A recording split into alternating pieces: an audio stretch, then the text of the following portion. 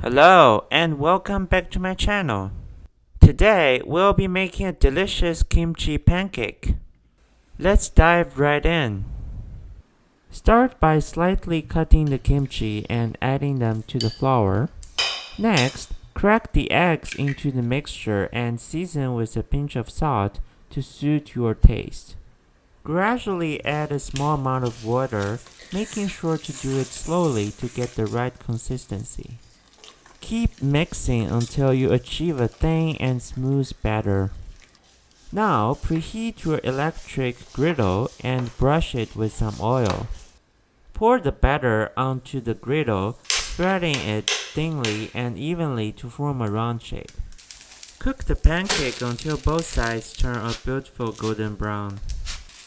Once done, remove the pancake from the griddle and transfer it to a serving plate. Give this kimchi pancake recipe a try and let me know how it turns out.